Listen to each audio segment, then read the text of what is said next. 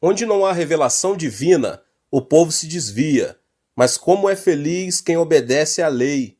Provérbios 29:18. Devemos conceber e viver sonhos. Sem profecia, o povo se desvia. Sem profecia, ou seja, sem visão, não há esperança no amanhã. A galinha deve chocar o ovo para que o pintinho consiga quebrar a casca. Devemos conceber os sonhos e as visões de Deus, para que esse sonho e essa visão rompam a casca e deem a luz na realidade física. Que sonhos você tem? É um sonho carnal ou um sonho que provém de Deus? É importante separar isso, porque mesmo os sonhos de lascívia se manifestam na terceira dimensão física.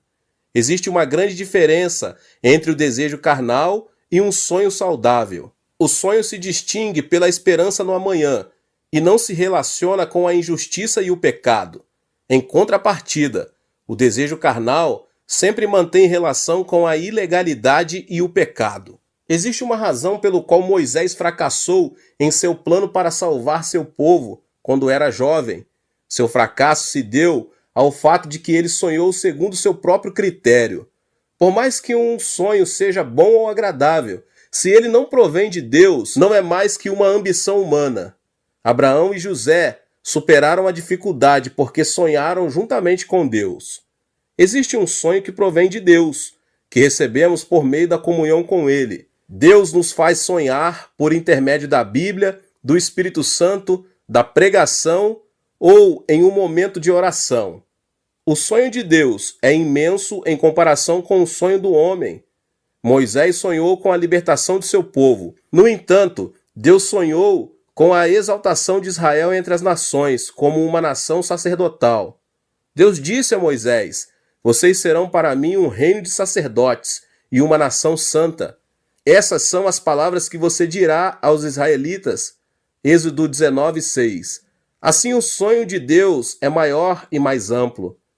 É por essa razão que devemos sonhar os sonhos ilimitados de Deus e devemos agarrar-nos a esse sonho por toda a vida, como José fez. É aí que o sonho de Deus nos faz superar qualquer tipo de circunstâncias e obstáculos. O sonho que provém de Deus pertence à quarta dimensão. É o sonho que domina e se manifesta na terceira dimensão. Eu o convido agora a avaliar o sonho que você guarda em sua quarta dimensão e modificar seu sonho da seguinte forma. Primeiramente, espere coisas grandes e ocultas. O sonho que provém de Deus pertence à quarta dimensão. É o sonho que domina e se manifesta na terceira dimensão. Eu o convido a avaliar o sonho que você guarda em sua quarta dimensão e o modificar seu sonho da seguinte forma. Espere coisas grandes e ocultas de Deus. Sonhe com coisas grandes e ocultas que Deus tem preparado para você. Não sonhe que seu caminho é como estar à beira de um abismo. Espere no sonho de Deus. Existem momentos em que nos encontramos à beira de um abismo e parece que é impossível sair do problema com nossas próprias forças. Mas a Bíblia afirma que nada é impossível para Deus. Deus nos diz que há esperança quando pensamos que tudo é desesperança. Deus opera coisas grandes e ocultas que nós não conhecemos.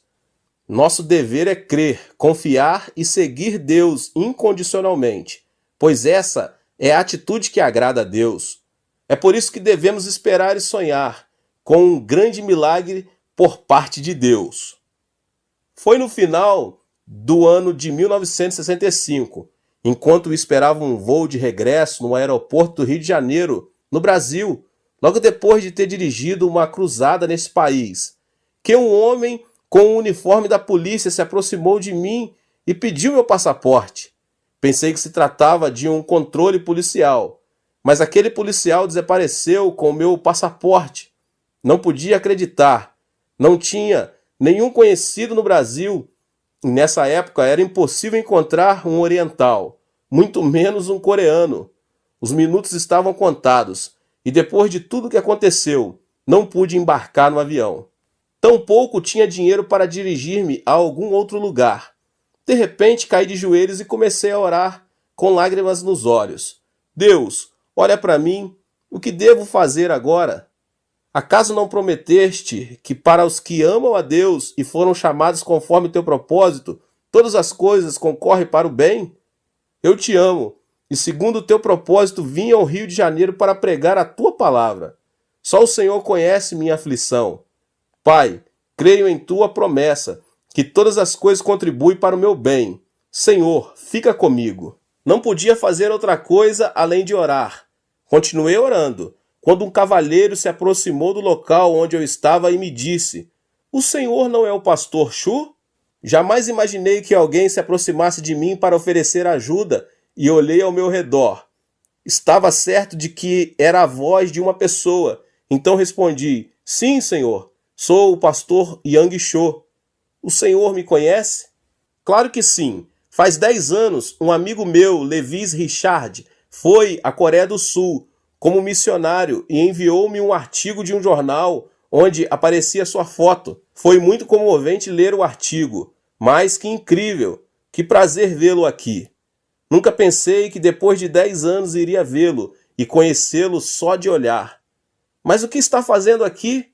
Eu vim ao aeroporto para despedir-me de uma pessoa e de repente pensei que o senhor podia ser o pastor Cho. Repentinamente, lágrimas caíram de meus olhos. Era tão imensa a graça de Deus que não podia conter meu pranto. Deus havia respondido à minha oração, expliquei ao cavalheiro minha situação e ele me contou que isso era comum no Brasil, especialmente com relação a estrangeiros do terceiro mundo. Então, ele não lhe pediu dinheiro? Seguramente não teria levado o passaporte se tivesse dado um pouco de dinheiro. Mas de qualquer maneira, me alegro que esteja bem.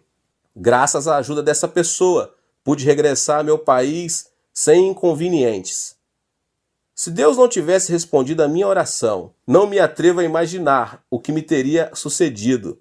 Deus é um Deus bom, resgata-nos do abismo. Este milagre produziu dentro de mim um amor e uma confiança mais profunda em relação a Deus. Você também pode experimentar o amor de Deus. O milagre não ocorreu porque eu era o pastor ou uma pessoa importante. Se você não esmorecer e continuar confiando em Deus, sem abandonar a fé, Deus fará coisas grandes e ocultas que você não conhece. Experimente o milagre por meio da fé.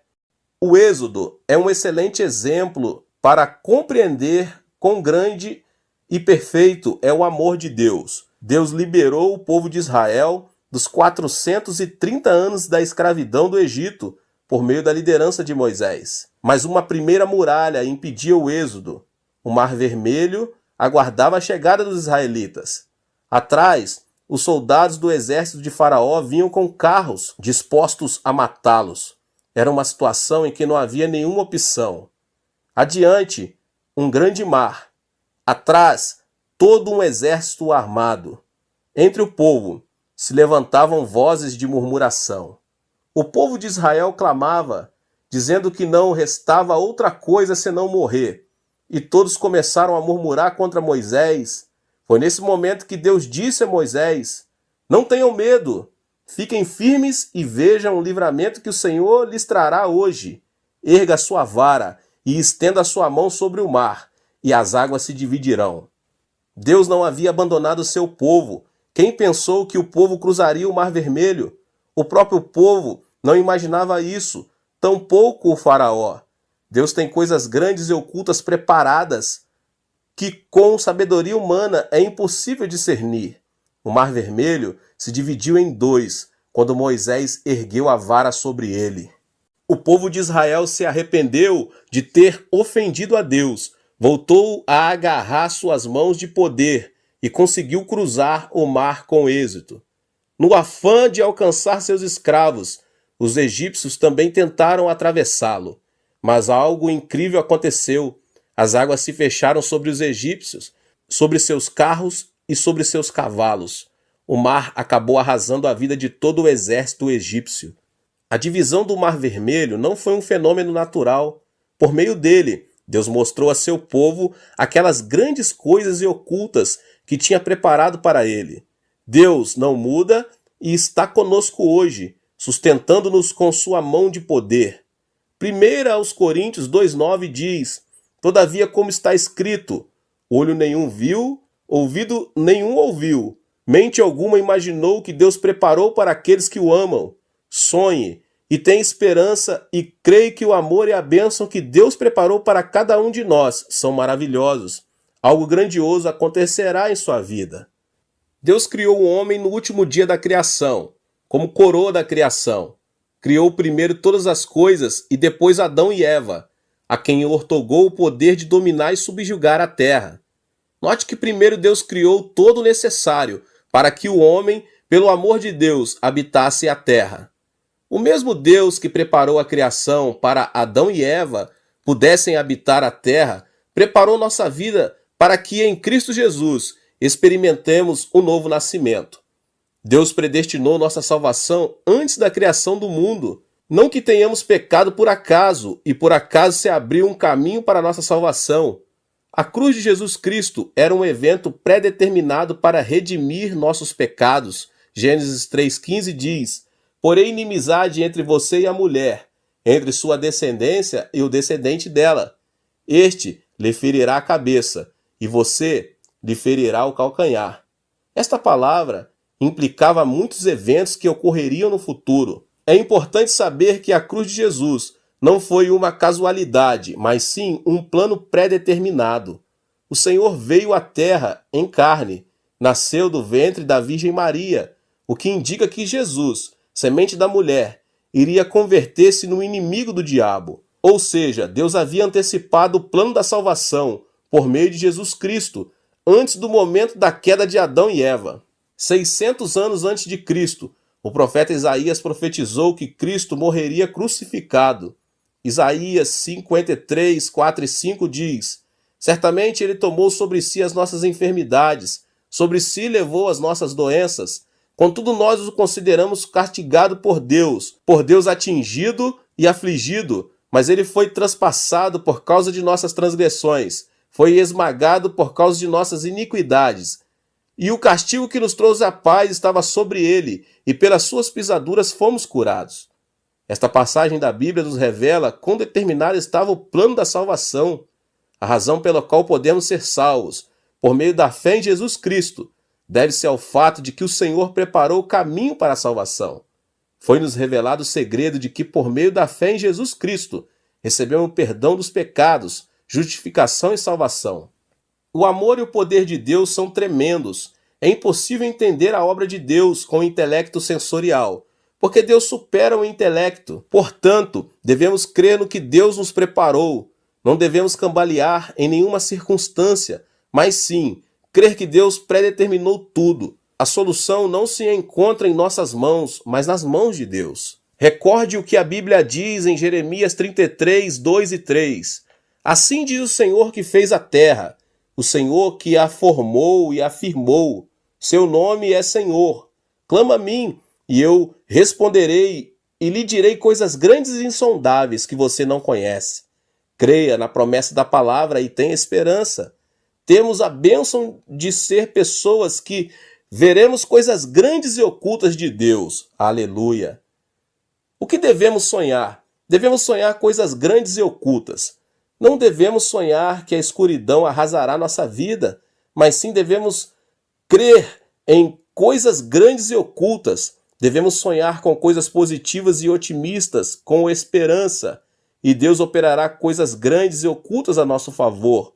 Deus operará milagres inimagináveis. Temos de abrir a boca para que Deus encha de milagres. Deus é capaz de fazer infinitamente mais do que tudo quanto o que pedimos ou pensamos, de acordo com o seu poder que atua em nós. Ouça agora este testemunho. Esta é a história de uma mulher negra que vivia junto com seu filho nos Estados Unidos. Assim que se divorciou do marido, essa mulher mal conseguia sobreviver. No entanto, seu filho insistia dizendo: mamãe, compre o gato para mim, compre. O problema é que a mãe não tinha dinheiro suficiente para comprar um gato, e as palavras do filho feriram seu coração. Todos os meus amigos têm cães e gatos. Por que não me compram um gato, hein? Carinhosamente a mulher disse ao filho: filho, vamos orar ao nosso Deus bondoso, Pai. Está bem? Deus lhe proverá um gato. Ela tomou a mão do filho e começou a orar. Pai, tu conheces nossa situação. Dá-nos um gato. não temos dinheiro suficiente para comprar um gato. Deus Pai, suplico-te de todo o meu coração, tem misericórdia de nós, em nome de Jesus, amém. Assim que terminara a oração, o filho perguntou: Deus nos dará mesmo um gato? Sim, querido, nada é impossível para Deus. Um gato não será nada difícil para ele. Esperemos o gato e continuemos orando. Deus ouve nossas orações, esperemos e sonhamos. A mulher continuou orando junto com o filho. Era de tarde e o sol ardia. A mulher tecia no jardim enquanto o menino brincava com um aviãozinho de papel.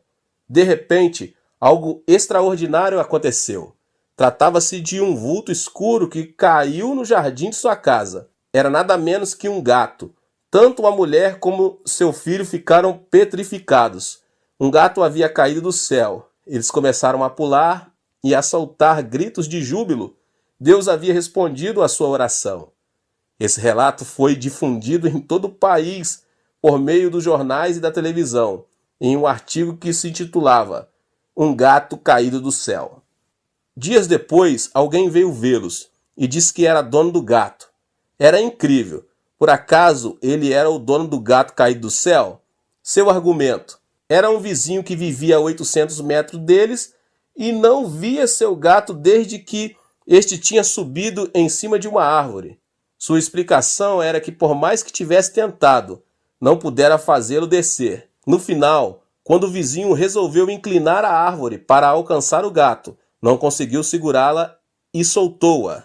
Como consequência, o gato voou e caiu a 800 metros no jardim da casa dessa mulher negra. E o homem continuou insistindo em que devolvessem o gato. No entanto, nem a mulher nem seu filho quiseram devolvê-lo. Disseram que se tratava de um presente de Deus. No fim, o caso foi levado a juiz. Agentes profissionais do tribunal realizaram um estudo do caso. Puseram um gato artificial naquela árvore da qual, insistiu o vizinho, o gato voara. No entanto, o gato não voara por mais de 20 ou 30 metros. A conclusão a que chegaram os agentes foi que o gato não poderia voar os 800 metros. A sentença do tribunal foi: esse gato é um presente de Deus. É uma história pouco comum, mas Deus é um Deus que torna essas coisas possíveis. Sonhe com algo inimaginável. Os grandes e os pequenos sonhos formarão sua vida. Deus quer que esperemos e sonhemos com grandes milagres. É aí que esses sonhos se convertem em nossos sonhos. Devemos ter a convicção de que Deus preparou algo maravilhoso para a nossa vida. Devemos sonhar que Deus revelará coisas grandes e ocultas. Ore e não esmoreça. Ao esperar em Deus, o sonho é seu. Projete algo claro em seu coração. Escreva-o em uma folha de papel. Ore até receber uma meta clara e ter convicção. Avalie sua meta à luz da palavra de Deus. Qual é seu sonho?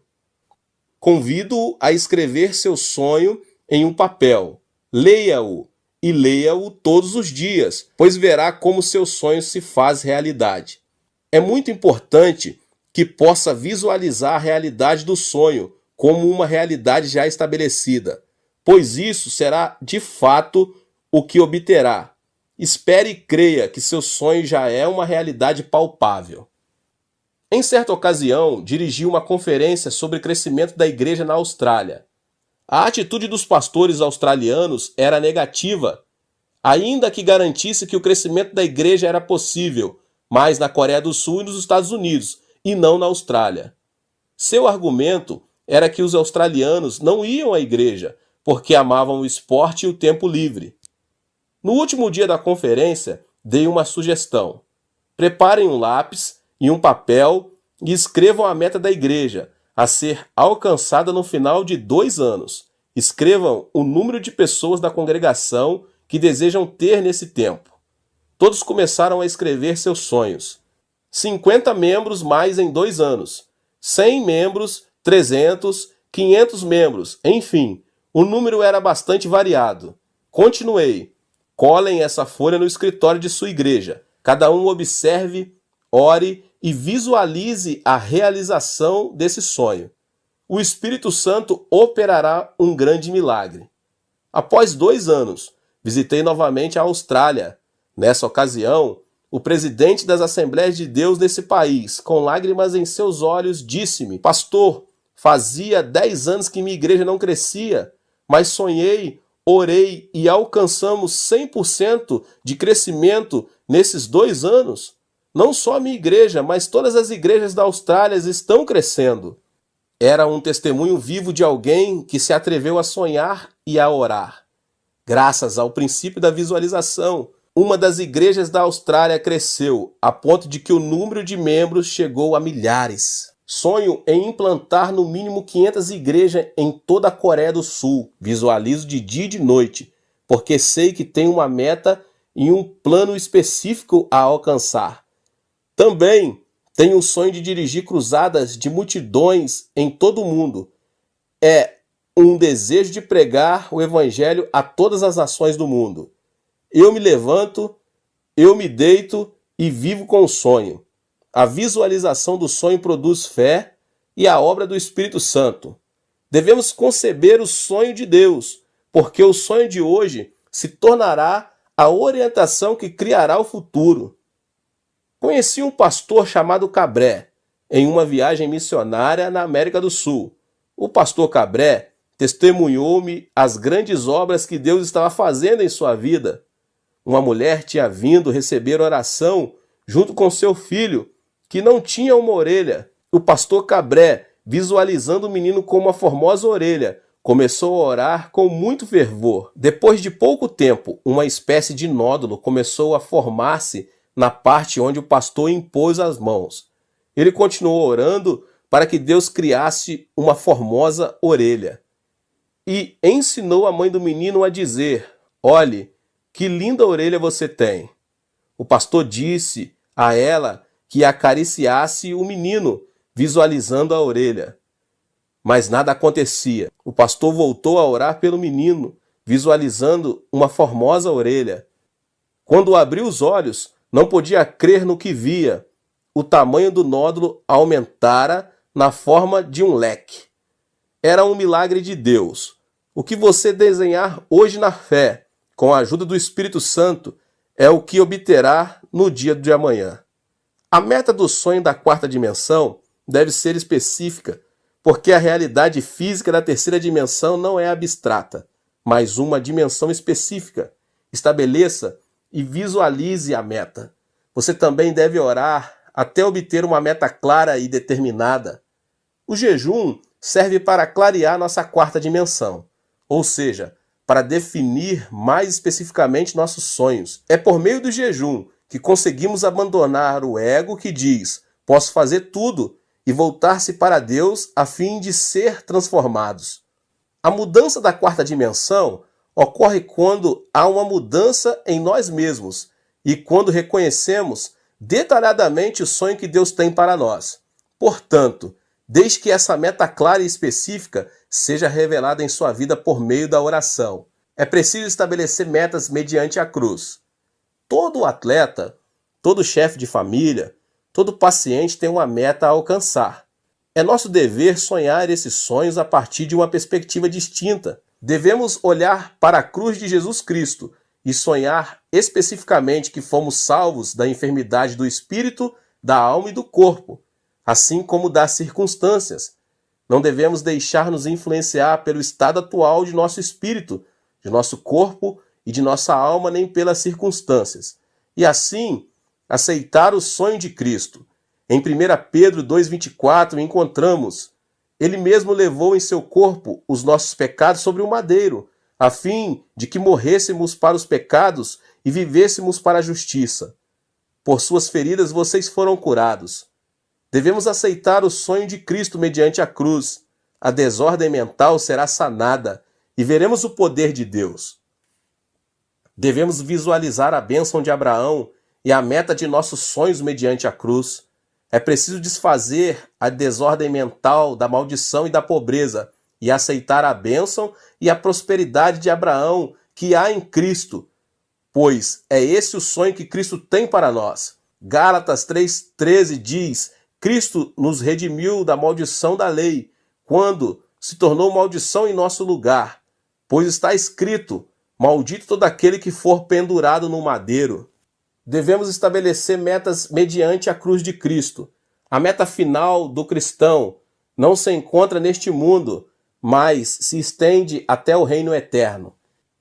Em 2 Coríntios 5:1 diz: sabemos que, se for destruída a temporária habitação terrena em que vivemos, temos da parte de Deus um edifício, uma casa eterna nos céus, não construída por mãos humanas.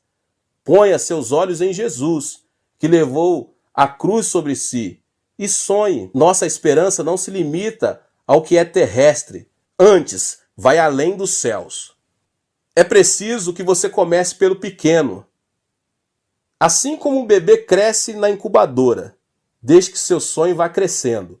Caminhe junto ao Espírito Santo, seja fiel no pouco e supere as adversidades. Uma vez que tenha concebido um sonho mediante a cruz, você deve semeá-lo para depois colhê-lo.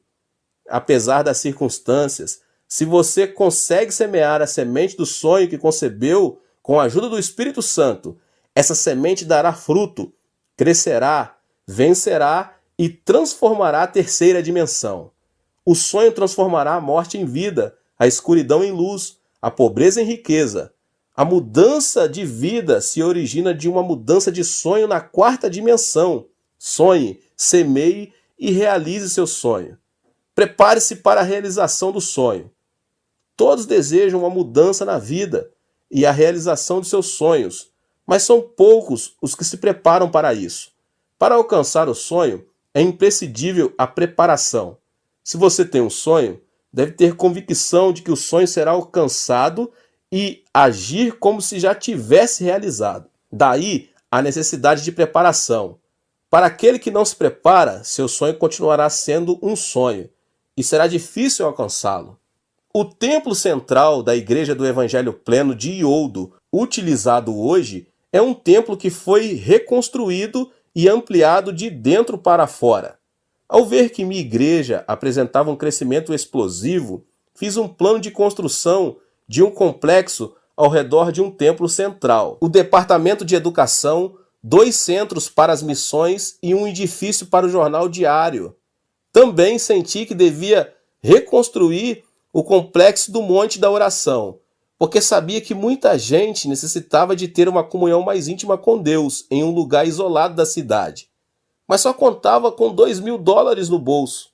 O custo aproximado da construção era de $2 milhões. Mas Deus proveu todos os recursos. Deus é meu capital. Lembre-se, a visão e a paixão precedem as finanças, porque Deus provê nossas necessidades.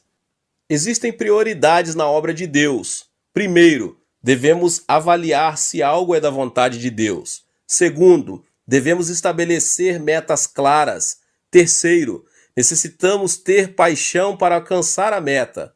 Quarto, temos de crer que Deus nos ajudará. Uma vez que tenha respeitado essas prioridades, é o momento de fazer contas na calculadora e pagar o preço. Em meu caso, sigo adiante crendo que Deus proverá os recursos.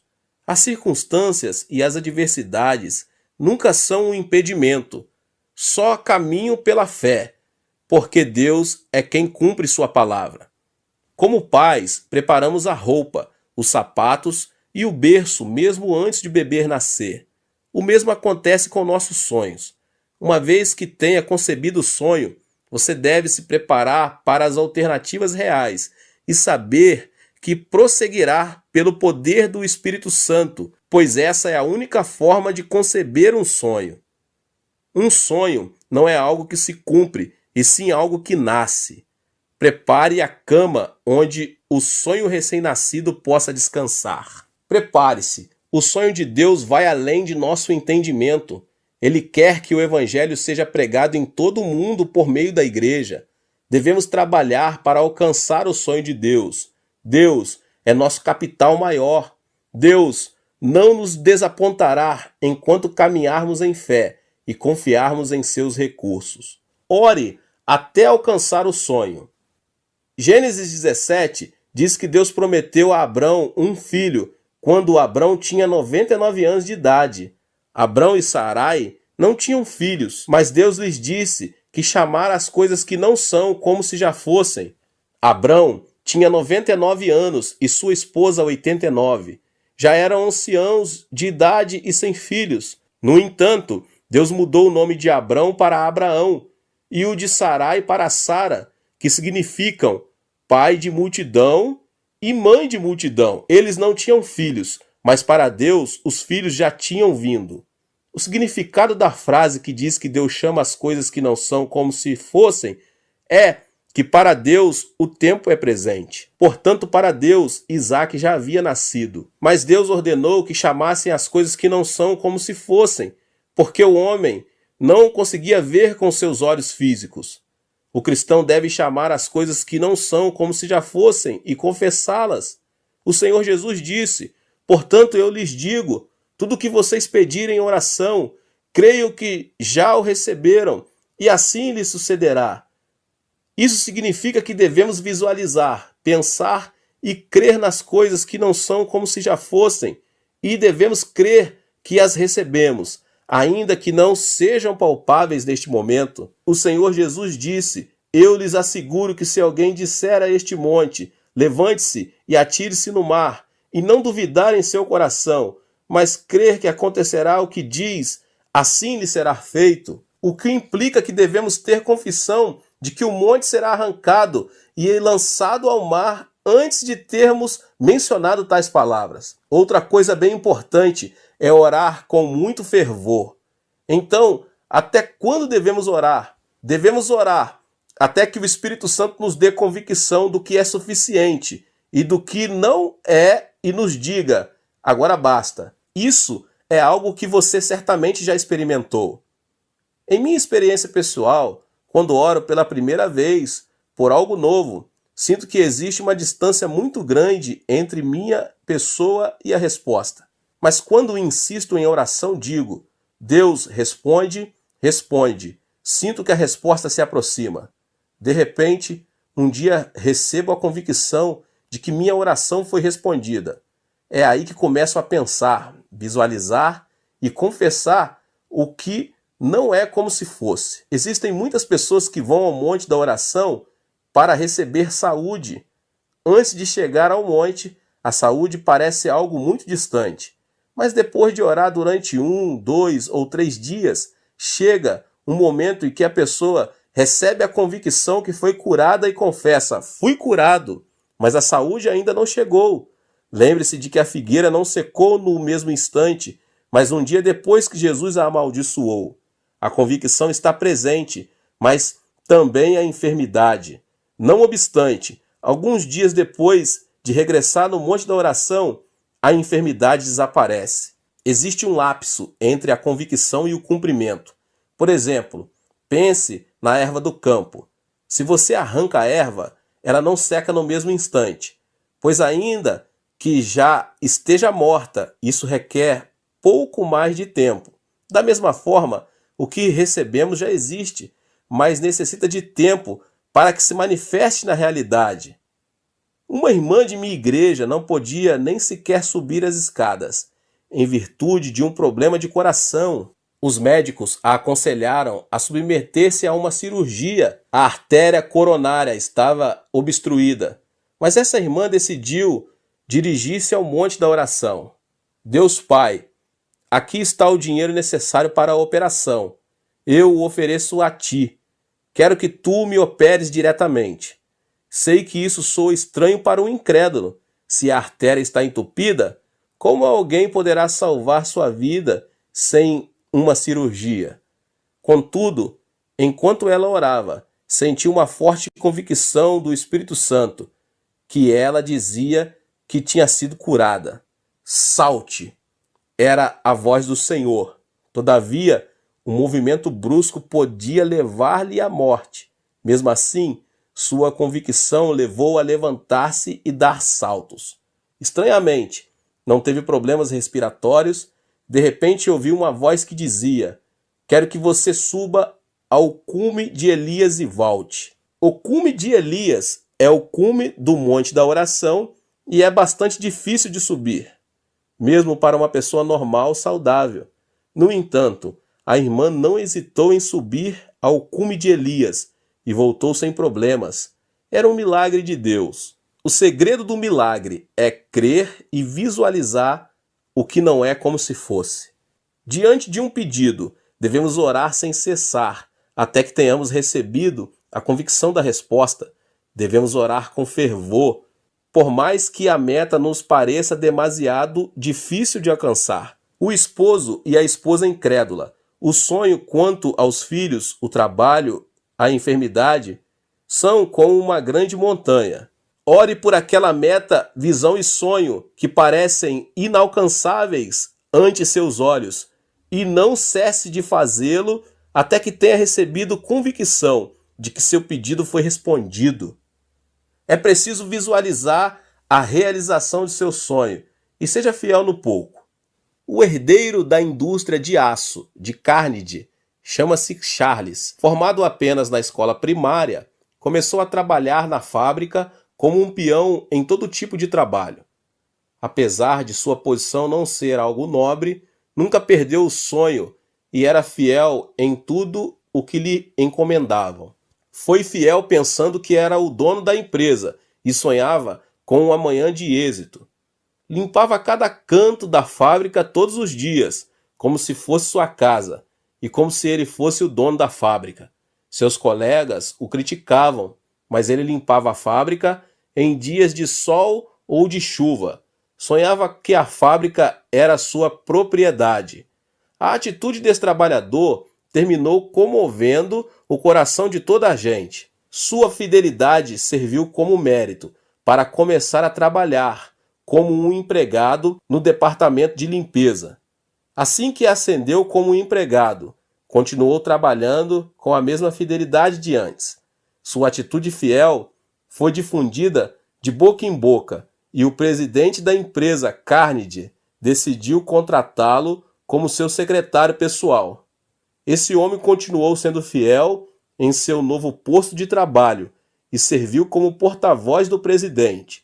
Sua filosofia de trabalho era: sou o dono da empresa, portanto devo trabalhar com a mentalidade de que se alguém me obriga a levar uma carga por 1 milha, devo ir com ele 2 milhas. E se alguém me pede a túnica, devo dar-lhe também a capa. E trabalhou fielmente.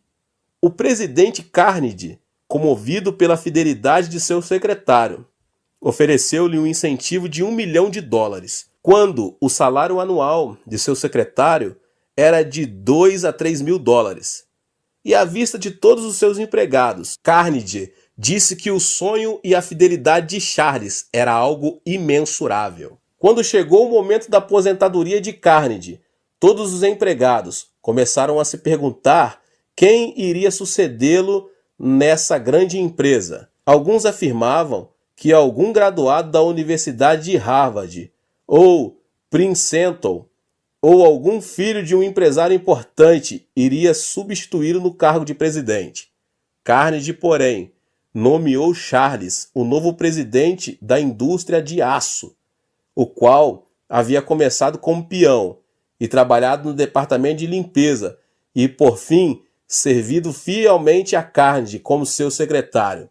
Isso causou um grande impacto em todo mundo, até no próprio Charles.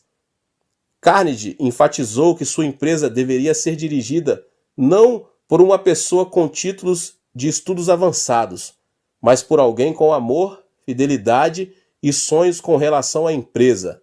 Em outras palavras, Charles era o homem em que Carnegie confiava, por seu amor, fidelidade e sonhos em relação à empresa. Eu o exorto a que dê o melhor no lugar em que se encontra. O Senhor está com você e quer ajudá-lo. Seja fiel no pouco. Deus vê tudo e conhece as fibras mais íntimas do nosso coração. Deus nos exaltará a seu tempo. Ponha seu olhar em Deus e seja fiel no que lhe foi confiado. O túnel da aflição leva-o à realização do sonho. Não se alcança o sonho por acaso. É necessário que se passe primeiro pelo túnel da aflição. Ou seja, existe um preço a pagar. É por meio da aflição que abandonamos nosso ego e confiamos em Deus. Deus usa a aflição como uma ferramenta para nos quebrantar, para fazer-nos voltar a seu caminho. Deus predestinou todas as coisas para a nossa vida. Deus nos abençoa à medida que caminhamos e não nos afastamos do caminho que Ele preparou.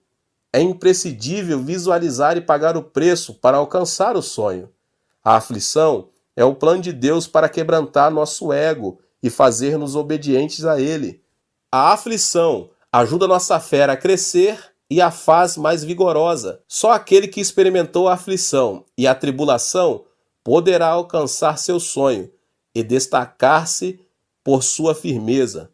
Os músculos do braço adquirem força por meio do exercício. Da mesma forma, os músculos de nossos sonhos ganham força por meio da aflição e da tribulação. A aflição é a semente que leva consigo um sonho e uma esperança maior. É como um túnel e você precisa ultrapassá-lo. A aflição é o túnel que nos leva ao sonho. Se você se nega a passar pelo túnel, seu sonho jamais poderá ser alcançado. É necessário passar para o outro lado do túnel. É através do túnel da tribulação que conseguimos chegar a um mundo mais amplo de sonhos e de esperanças. Em 1 Pedro 1,7 diz: assim acontece para que fique comprovado que a fé que vocês têm, muito mais valiosa do que o ouro que perece, mesmo que refinada pelo fogo, é genuína e resultará em louvor, glória e honra quando Jesus Cristo for revelado. A aflição é como um prato de comida que se encontra sobre uma mesa chamada sonhos, porque o sonho tem um preço. É necessário comer a aflição para alcançar o sonho. O sonhador recupera as forças ao alimentar-se da aflição, para seguir adiante.